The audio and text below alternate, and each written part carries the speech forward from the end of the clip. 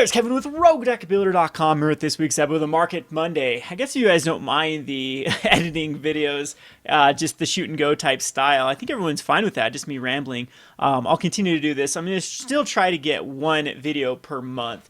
The kind of my picks have those nice little graphs and charts and images, but for now we'll just keep to this kind of what I like to call point and shoot type style. It gives me more time to talk about things, more freedom to put out better quality, I think, as far as content or discussion, rather than focusing too much on the editing part. Again, I'm very swamped with real life stuff at the moment. We're getting into the quarter in the Q4, which is where sales are really good at our shop. So I've been spending a lot of time at the local game store, the Gone Road Games, and I apologize for kind of the YouTube channel taking kind of a back seat. But I'm going to still try to give you a weekly Market Monday video, and this is a good one. I know last week I said I was going to talk about picks from the cards that were missed out of the Commander 2016. So it just had a huge reprint in a lot of especially the $2 to $7 range in reprints, and we talked about that in last week's episode of how I had mixed feelings about that. I'm going to talk about that a little bit more on this video, about Wizards' new reprint policy, how it's a huge change, contrasting that to how they used to make their sealed product. But for this week, we're just going to actually talk mainly about sealed product and how that actually affects your investments or your speculations or manage a collection. So what I like to call the strategy of like 2013, 2014, we saw a huge growth in Magic the Gathering. I'm going to pull up Goldfish's little right here, both in Modern and in, I hope you can see this, let me zoom in a little bit here, Modern and in Legacy. Around January 2014 up until about the, I would say July of 2014, we saw a huge influx of price increases in just Magic in general. And I think that the whole investment strategy at that point was kind of like a scatter shot investment. You just invested in everything, any sort of staple card out of Legacy, Modern, Commander. Just did it see play? Yes, then invest in it. It will go up. And that can occur when you see it's just supply and demand in action. Now, many of you may know I consider myself kind of a huge capitalist. I love just the philosophies of kind of the libertarian capitalism mindset. Very unpopular to have that mindset these days. I think that as a country, we've been moving more and more towards, I won't talk about politics right now. Everyone's sick of politics, but where it was come to a point where capitalism's been considered a dirty word. But in investing, it's just the nature of the beast is supply and demand, and people willing to pay a price. Are people willing to pay a price for a card? Yes, then it will go up. And mainly this happened because two things. Magic was entering its glory years. Modern was extremely favorable and profitable, and everyone was super excited about playing it. Even Legacy, you can see some of these Legacy staples go up. The thing about Legacy is a lot of Modern staples are also Legacy staples. So if Modern goes up, you will see an increase in price in Legacy staples as well, because both kind of transcend the formats. So, but here especially was this huge influx of players. This was kind of by the Theros Return to Ravnica good old days, when we went from less than 10 million players to over 10 million players. And I don't even know the numbers. I've heard as high as 28 million players play the game of Magic the Gathering worldwide. That's the good news, is we're seeing a huge influx of players, non-United States players, and eventually, I think the European markets and the Asian markets are still going to be incredibly profitable for investing in some of these older cards. But the US market has kind of stayed stagnant, and you can see that kind of in these later years from end of 2014 onwards, especially 2015 and 2016, has stayed quite stagnant for some of the Modern and Legacy staples especially. So a few weeks ago I said, okay, we understand that now. Maybe we should transcend into casual formats. But then there was a thing called Conspiracy 2, and then there's a thing called Commander that has changed my mind. So I don't like the scattershot investing strategy anymore. Like that, I think that is a thing of the past. I think we have to be very smart on investments, and so you need to try to get to invest in cards that missed their reprint cycles Or what I would say is cards, it's you got to look at what the reasons are for cards not to be reprinted. And one of the huge one is they just don't fit storyline or mechanically into sets. But now we've even seen that Wizards is a lot more willing to print those type of cards. I'm looking at Inquisition of Kozilek, for example, that was printed in Conspiracy 2. Let's just look at Conspiracy 2 really quickly while we're talking about this. So Conspiracy 2, see if I can find it here. Conspiracy Take the Crown had a lot of like interesting cards that they chose to print. I was huge. I think I was one of the only voices that was really against the reprinting of Inquisition of Kozilek in the Conspiracy, just because I don't think it fit in the set. And so that's going to be the focal point on this video is what is Wizards reprint policy, how it's changed drastically in the past year, and how I think it's going to change in the future. Tulare Community College put out a tweet. I don't have the tweet up right now, but it was something like, oh no, I think it was actually Saffron Olive. I think both of them kind of commented on this though, but both of them said, hey, people are whining about the lack of reprints. Now we get reprints and everyone is whining about the reprints. I understand that sentiment. I understand where he's coming from. We were, and I know that I was one of those voices that was like, we need more reprints. This is getting out of control. When we don't get enough reprints for Modern, the price of Modern just continues to skyrocket, or the price of Commander continues to skyrocket for kind of those staple cards. And I suggested that Wizards tries to find some strategic places, especially dual decks and dual decks and clash, like the clash packs that are now discontinued, or the event decks that are now discontinued, to find legitimate places to reprint cards. And that would be the best way to get these kind of staples in it. That was my suggestion. I think Inquisition of Kozilek should have been printed in the dual deck in Zendikar versus the Eldrazi rather than in Conspiracy 2. And I think it's a bad sign that Wizards just it makes it very, very tough to speculate on cards or invest in cards when Wizards has no rhyme or reason why they put something in a format. If any of you have played Conspiracy 2, the whole format seems kind of discombobulated. It's very aggressive for a multiplayer format, and there's a lot of cards in here that I just don't think want to be in a multiplayer format. The Inquisition of Kozilek is the perfect example, and that's why I like to reference it. Inquisition of Kozilek was what I consider kind of a knee-jerk reaction of Wizards, that they absolutely needed to reprint this card.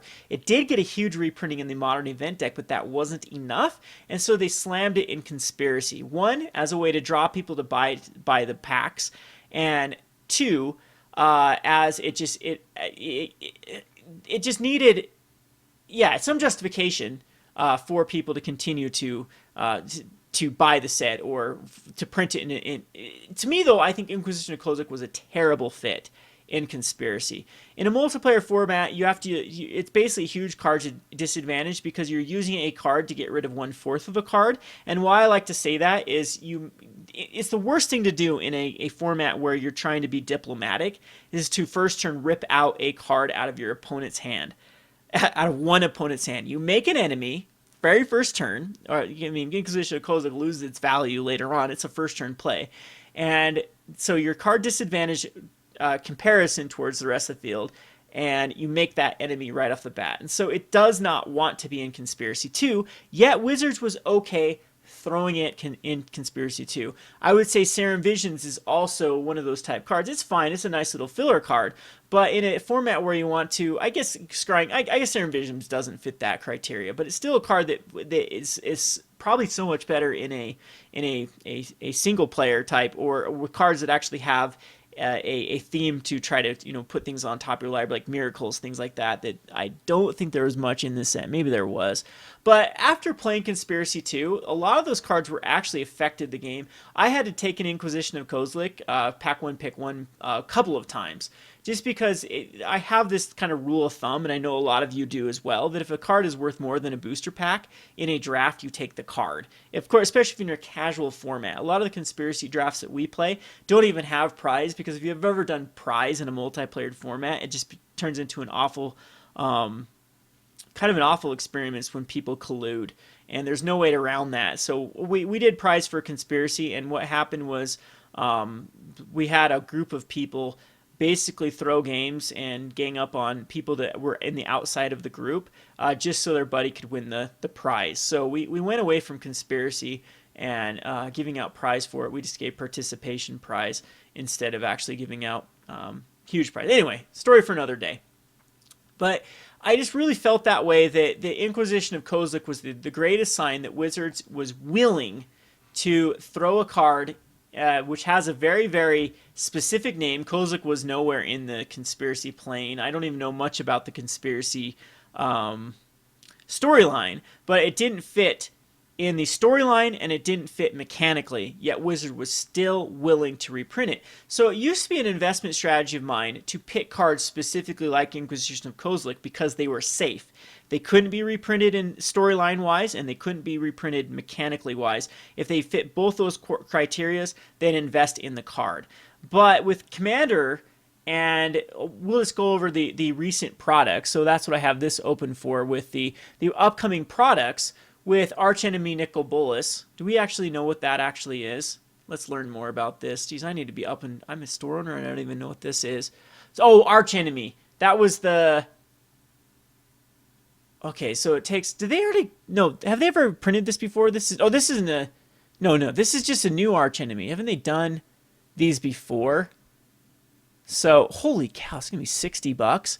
So with a set like Archenemy looming on June 16, 2017, that's going to be worth $16. I guarantee there's going to be some cards in here that are going to be reprinted to try to justify this $60 mark, and that makes me very, very uneasy that they're ready and willing to put any card, even if it's not mechanically sound or story-wise sound, in a set like this. So let's look at the old. What they used to do in what they used to do is dual decks. So we used to complain about these because there's no value in them. Let's just look at the speed versus cunning. That one's a good example of what a lot of people whined about this one, because there just was no value in this entire set. So when dual deck speed versus cunning came out, it was worth like nothing. You got like $12 worth of cards and you had to pay $20 for a dual deck. And, geez, didn't I sort by high to low? There we go. So right now, and yeah, Lightning Helix, when it came out, Lightning Helix is the most expensive card in the dual deck, which is, this is cool stuff right now that I just decided. They have a pretty good catalog, so I thought it was a great site just to show the products of Wizards. But you can see that there is zero value. Once a card gets around $1, it's not worth anything. It's very, very hard to sell. And in this one, it's just a Lightning Helix that was uncommon. So at least they hit one card that needed a reprint. But to justify this, they needed to put more value in this dual deck, and they didn't, because they went for more of a playable feel. So their focus on the dual deck was, is there going to be a good playable experience? And a lot of people complained about that because it was just not worth it to buy the entire thing. You could literally piece this together for cheaper than you could buy the entire product if you're only going by cards over $2. This would cost you, cards over $2, this would cost you a Krenko and a Lightning Helix to put together dual deck speed versus cunning. So it just wasn't a good experience or a good investment, a sane investment to do so, or a product to buy into. And Wizards kind of fell short on this type of product. And now, with when the Commander decks came out, there actually was more value in the Commander, and same thing with Conspiracy Take the Crown. It was a very, very expensive set, had Show and Tell, Berserk, and a lot of other these cards that just made the value of the set just so much better. It's still a better product to invest in than any standard-based set. It's recovered quite nicely. So if you're actually looking for a sealed product, I think that this is the one you want to stick your money into rather than into a standard base set. So anyway, let's look at the Commander set though. So that was the old. Dual deck speed versus cunning was kind of the old.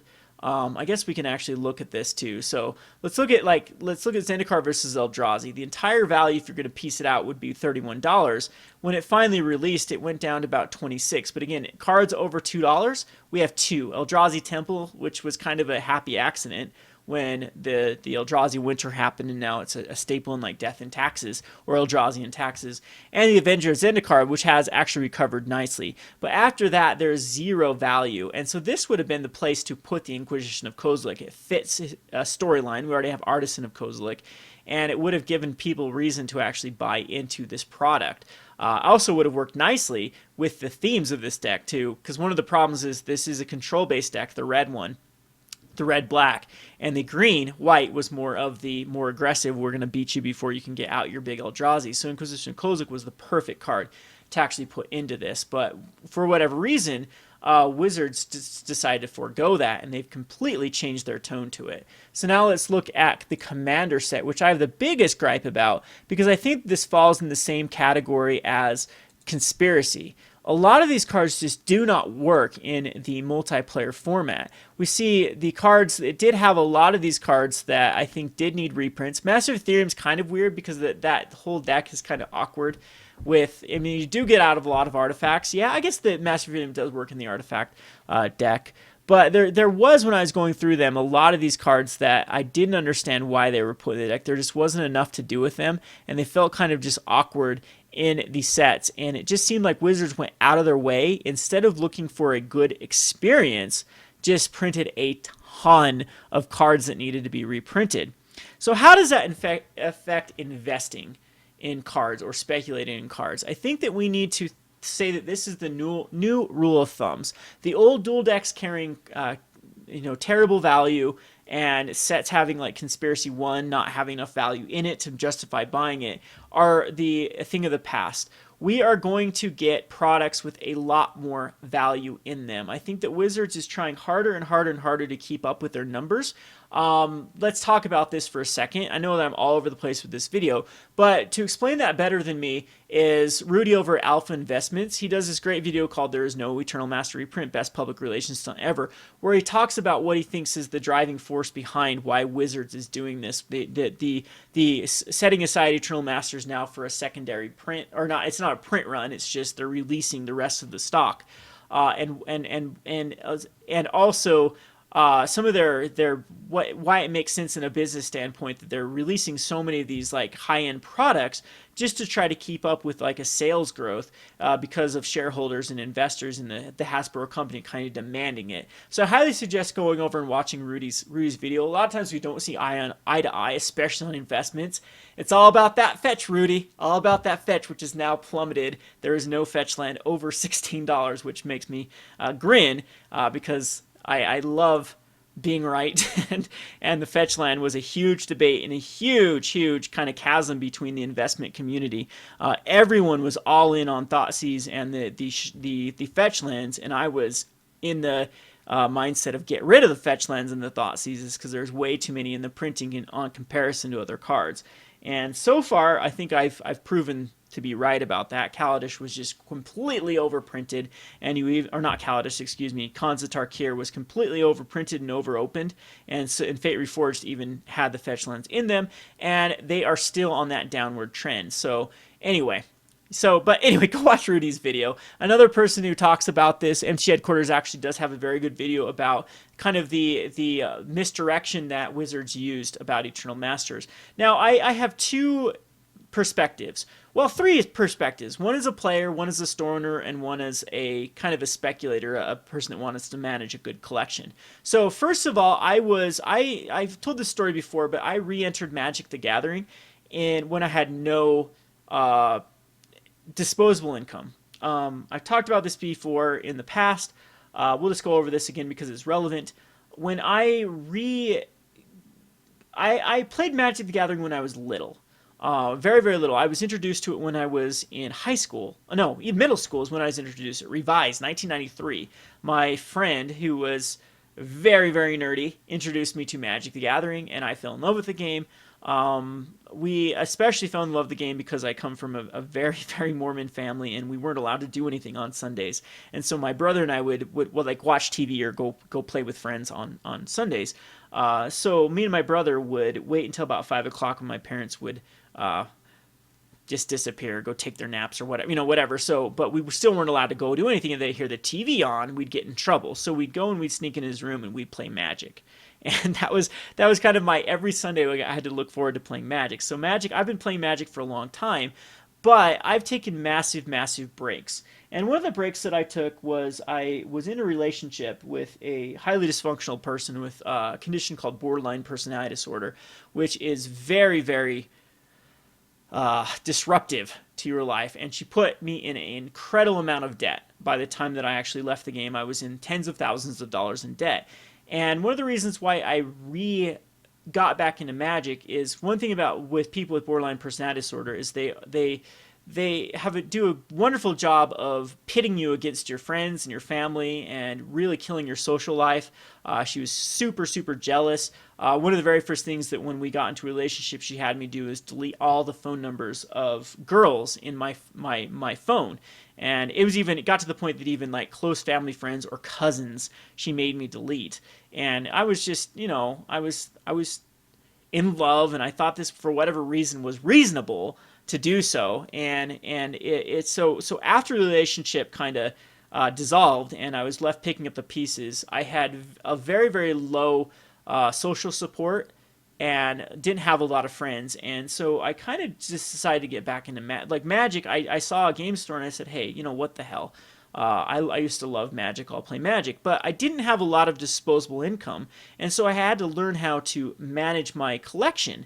And that was the whole reason why I still do these Market Monday videos is because of that experience. Because I needed a way to actually keep playing Magic and stay competitive, stay relevant, without spending $300 to $400 every time a deck rotates. And so I learned how to be savvy with investments, pick up penny stocks and then sell them. Had huge wins off of Hellrider. Hellrider was a huge spec that I bought into under 50 cents and sold at $8. Stony Silence was another huge investment that I bought in at 5 cents and sold at $2.50, I think, around there. Over 300 copies of that. And I've tried to continue that trend for a long time, and that's why I started the Market Monday, because it's very relevant with my personal goals as a Magic player. So I have that aspect, and I'm also a player. So I want to be able to afford the cards. So reprints need to happen. So sets like Eternal Masters or Conspiracy were a great way to put cards into the hands of players. But when is enough enough? This is a collectible card game, so our collection needs to be worth something. Otherwise, people just become disinterested or actually frustrated that the money they spent on cards now are worth nothing. So it's a fine line that Wizards has to walk. And then there is also shop owners. Those are the bread and butter of if their F&M program dies, Wizards dies. We need brick and mortar stores for Wizards to actually, or for the game to actually be successful. So I can understand all the points of view. So we have Rudy's video coming from a huge store owner. We have MC Headquarters coming from a player. And as a small business owner, as someone that has a tiny store, the Eternal Masters is a little bit frustrating just because the transparency from Wizards was very, very terrible about. They told us Eternal Masters was done, that there wasn't going to be a second print wave. They also said that about Modern Masters 1 and 2, which they lied to us about, and then there was another print wave. And then now we are actually getting another release of Eternal Masters. It's not a second print wave, it's just the rest of the inventory that they kept on hand for the Christmas season. And again, I highly suggest you go check out Rudy's video. He explains why he thinks that happens, the rationale, and why this is actually probably a decent thing, because the market couldn't have absorbed all of the reprints in one little sitting, and so to break it up into smaller pieces is better. But we need to have faith in Wizards, and this I think is a huge blunder, as MC Headquarters does say, in Wizards having faith in the company when they tell us something, actually following through with it. They've been caught in multiple of these lies, and again, these knee-jerk reactions that I don't know. It makes me a little bit leery to invest in, or weary to invest in. I guess both the definitions work here, in products. And we really have to put our heads together of what is the right way to invest in Magic cards, because now it seems like there's no rhyme or reason why things get reprinted, why things don't get reprinted. Looking at you, Damnation. And moving forward, where can we actually put our money down into? And what's the best strategy to actually making the rotation? We even got hit with that rotation. Rotation was supposed to be they had twice a year now, and now they're like, oh, No, it's going to be yearly, and we missed out. I would have told you to invest in Gideon if I thought it had a whole year of life rather than just 6 months. And so we need to go back to, I'm hoping that we have some stability. I'm going to wait for some more products. Speaking of products, this is what the secondary economy is going to have to absorb next year alone. This Arch Enemy, which is a huge release of $60 price. We have the Plane Chase Anthology, which is being released pretty soon. We have another dual deck that's going to come out. We have Modern Masters 2017, and we have Commander Anthology that is going to come out. So that's a ton of reprints that the secondary market has to absorb. And so there's a lot of uncertainty in investing, and I think that we're going to continue to see prices of Magic cards go down just because of that. Which again, I'm debating, is this a good thing or a bad thing? I have been one of the most outspoken people about Star City Games and some of these other high-end speculators that have really cornered the market. Star City Games especially, when they had their big Tarmogoyf buyout. They realized they were the only store that could drop that amount of capital and sit on it, have a lot of product that did not move, and just make huge profit gains. So what they did is they bought every copy of Tarmogoyf in existence at the Grand Prix for $100. The going price of Tarmogoyf at the time was $80. So they even added $20 to the price of a Goyf and bought out the entire stock of everyone and then put it up on their website for $150. And that kind of became the staple price for the Tarmogoyf, and actually went up even higher than that. So they made a huge return on their investment because they're the only ones with capital and the only ones with patience or the ability to do so.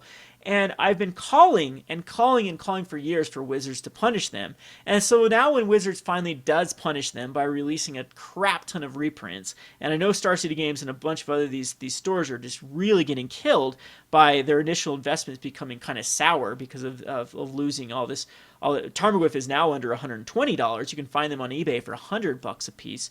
I do know a particular person that released 100 copies of Tarmogoyf for $100 each because they were so afraid of Modern Masters 3 having a Goyf in them. And rightfully so. I'm under the same impression that you should be dumping everything in Modern and then just waiting for the spoilers of Modern Masters 2017 to come out to know what cards don't get the reprint to start investing in. So what I'm trying to say is there's a lot of uncertainty which is going to happen, which is going to affect the overall increase of value of Magic. But everything goes in cycles. So I think once the market stabilizes again in about a year, that is a time to maybe go the scattershot route again and just invest in just Magic as a whole. Invest in every card that is playable in Commander and Legacy and in Modern. When we do have another influx of players, we have an upcoming movie that's supposedly going to come out. Collectible card games and board games in general seem to be on the rise. There are a lot of other games, like the Pokemon is having a huge resurgence, and once people get bored of Pokemon, this happens all the time. People get into cards like, or games like Hearthstone and Pokemon, and even like Dice Masters or Kaijudo or all these other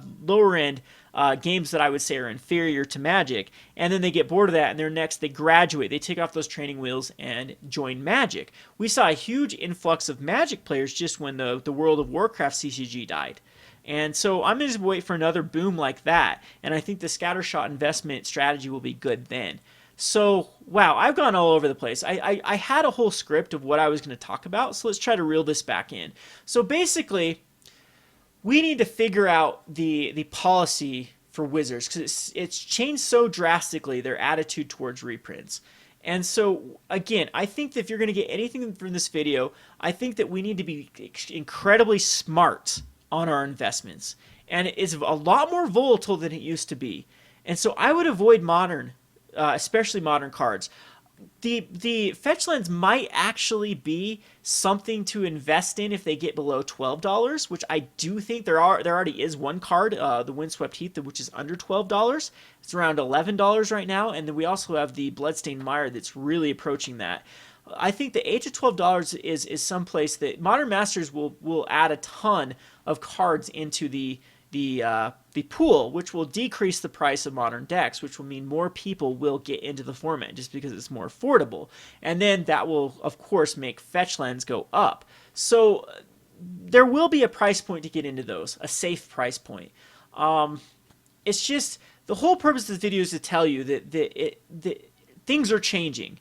The reality of things are changing. The way that people used to invest is obsolete. I think that's what I've been critical of Rudy of for so long. I know me and him go back and forth on our kind of market videos, and he really is a huge fan of sealed product.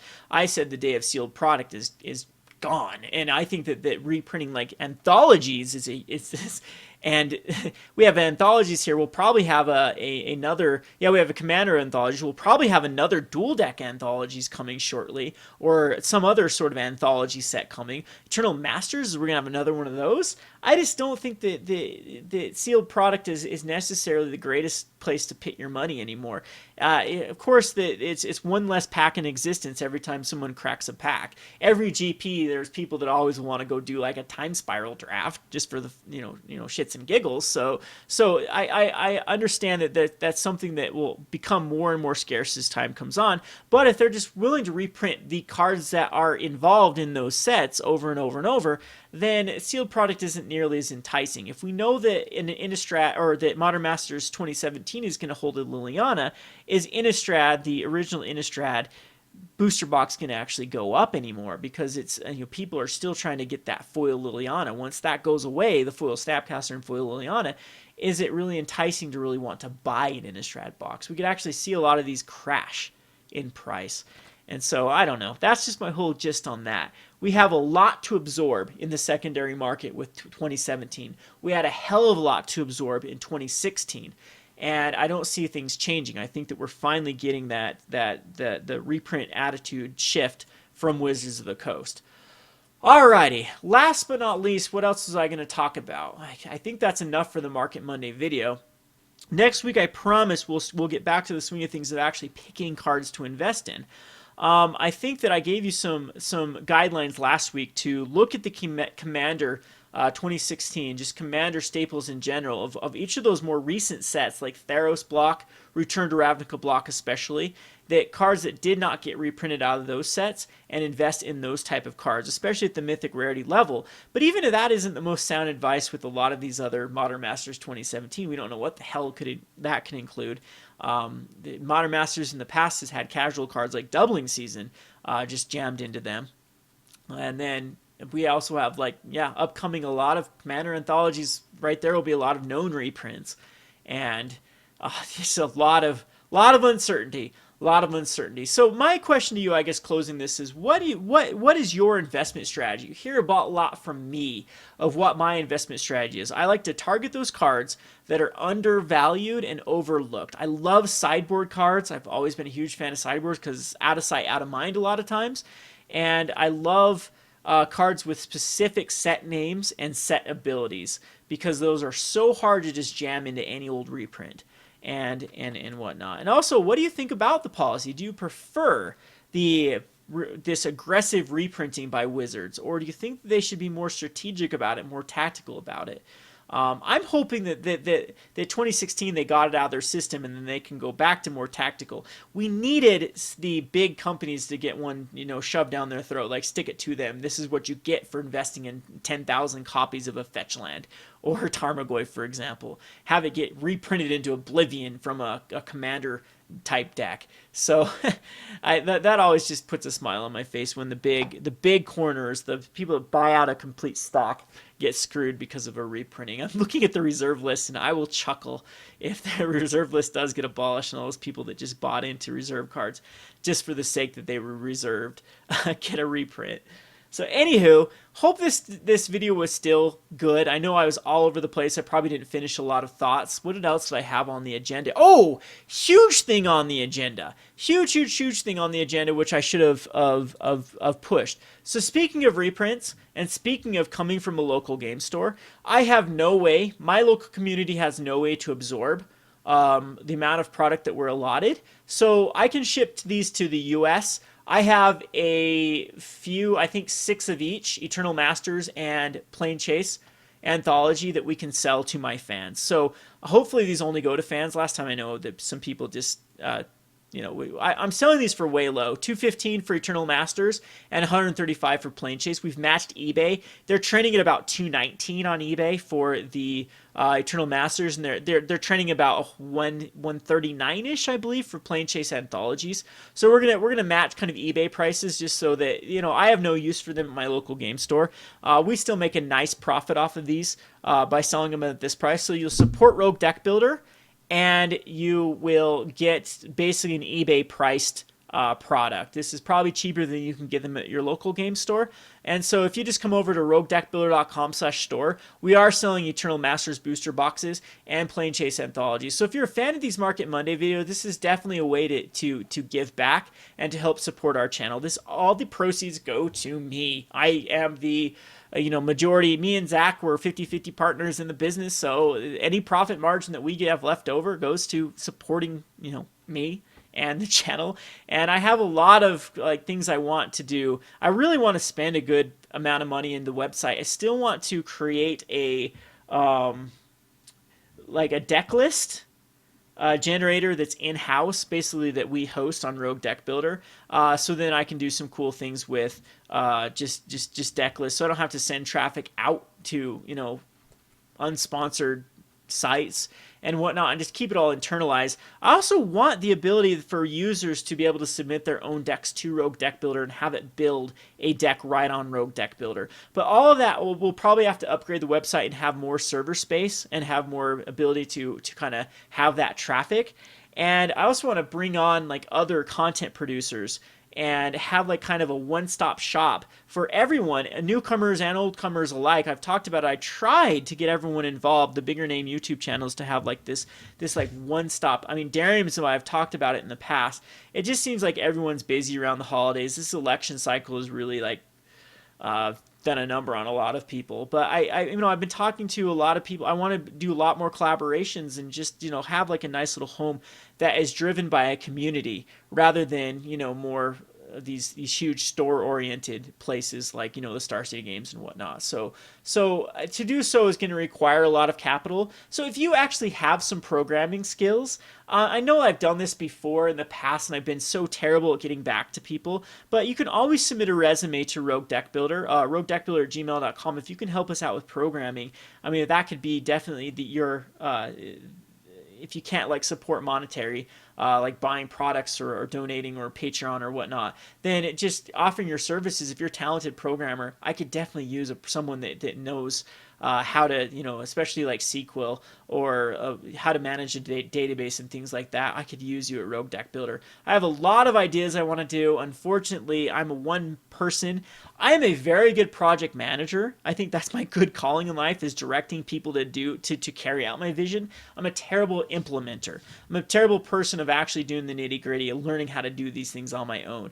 So I understand my weaknesses and strengths. We're looking to expand the brand for sure. And I'm glad I was able to pick up Wally and Greg. They've done a phenomenal job. If you haven't met Wally and Greg before, all in all, I think we have 5 or 6 people involved in kind of the Rogue Deck Builder brand. There's me and Morton that are the brewers. Huge shout out to Morton. He creates some phenomenal brews. If you see our Facebook page, he's done a lot of cool things on the Facebook page now that Scred Red's too mainstream for him to play. His own baby he's given up on his own deck because it's become mainstream. But me and Morton and I'd say Tudor's Library are kind of the faces behind a lot of the Rogue brews. I know Tudor's Library has his own brand, but big shout out to him for what he's contributed to kind of the Rogue Deck Builder brand. I want to give him a really good home, a way for him to sort of be able to showcase his stuff in a lot easier, cleaner a way than what Rogue Deck Builder has to offer at the moment. But then we have kind of behind the scenes people. We have Wally and Greg. Wally kind of does a lot of our social media stuff, and Greg is kind of all these images here. All of the website has been designed by Greg. So I want to be able to give back to them, and I also want to be able to expand it. But we could use some more talent in our talent pool, especially people that know how to program. There's some things of that. So a little bit of shameful self-promotion here at the end, but this really does go a long way to help us, keep the lights on. Again, our community can only absorb so much. I was very, very happy with our store. We had 16 Commander players show up last week, and I think 14 this week. Our store can probably only hold 20 people, so we're almost to capacity with our weekly tournaments. Our F&Ms have picked up. Everything is looking good at our local game store. We're actually starting to make some decent profit. So we're going to actually be able to do some things with, if we can start getting an online presence and, some more talent in the talent pool at roguedeckbuilder.com. This is actually looking to be a feasible thing for the future rather than just a hobby on the side. So I appreciate all the support. I hope this Rogue Market video wasn't so just all over the place. 40 minutes! Crazy, crazy, crazy. If you made it all the way through this video, maybe I'll give something out to a random comment. So in the comment section below, just give me your investment strategies, and we'll enter a drawing, and I'll send off, like, I don't know, we'll send something off. I'll figure something out for your involvement. So in the comment section below, just give me your like top 3 strategies on investing, or the things you like and dislike about the Rogue Market videos. If you do that, you'll be entered into a competition, and we'll send something off. So hopefully we'll have Zach alter you something, or we'll send off some random thing that we open in a box or whatnot. Anyway, this has been Kevin with RogueDeckbuilder.com. Thanks for watching.